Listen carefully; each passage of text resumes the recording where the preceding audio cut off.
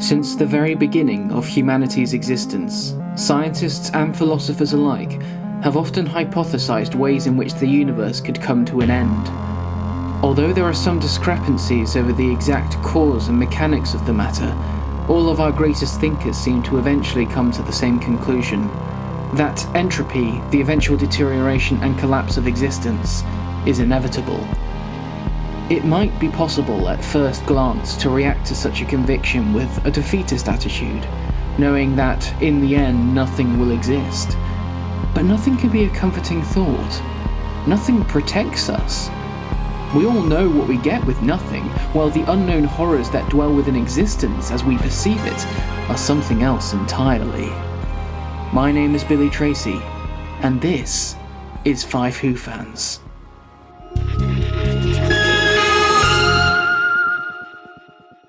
In 2016, all Doctor Who fans had was a single Christmas special, which you can see my highly in-depth analysis for here. On paper, this absence might seem unsettling, but there are actually highly practical reasons behind this that were determined to keep us safe.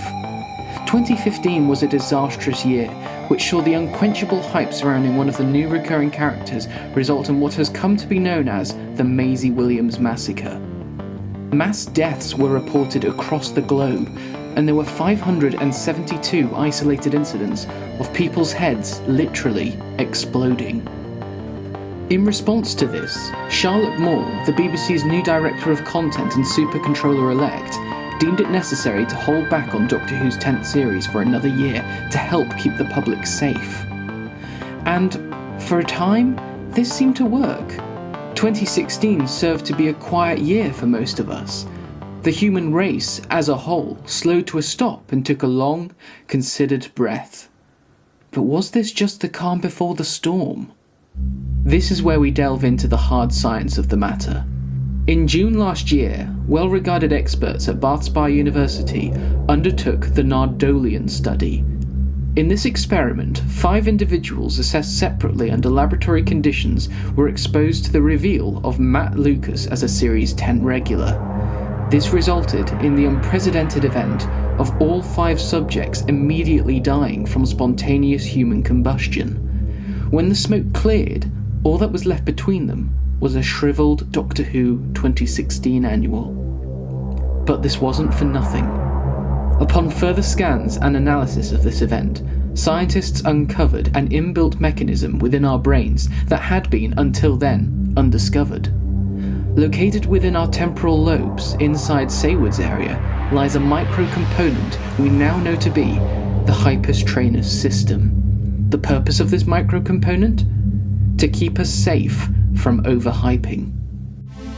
Although its absence might have seemed to be with good intentions, no Doctor Who last year appears to have had a weakening effect on this component within our minds. Earlier in this video, I established that nothing could be seen as a comforting prospect, but what if the absence of Doctor Who is our own worst enemy, in the same way that an excess of crisps over a long period of time can result in obesity and heart failure?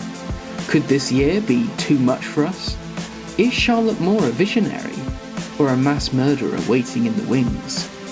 I suppose, in the end, only time will tell. Peter Capaldi recently attempted to quell this grim potentiality by announcing his departure, in the hope that the sadness of this news might balance out the excessive levels of overtime our Hyperstrainus systems will be undertaking. But inadvertently, Uncle Pete has created event television. Assuming that we survive Series 10, Christmas might very well finish us off. So is there a way of surviving all of this? And if so, how? Well, there might still be hope for us. Scientists are already in the process of researching this new field of knowledge, and early studies seem to indicate that small intakes of Doctor Who might help to strengthen our individual Hyperstrainus systems, working in the same way that, say, a vaccination might. The best way to ensure this is to literally experience Series 10 from behind the sofa. Were the urban myths of sofa concealment merely an expression? Or did the ancient secondary Elizabethans of the 1960s have more logical agendas than we originally gave them credit for?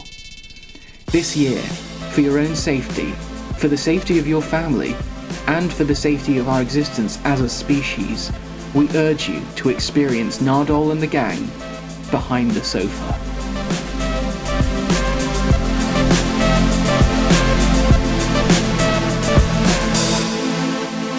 That was definitely real science.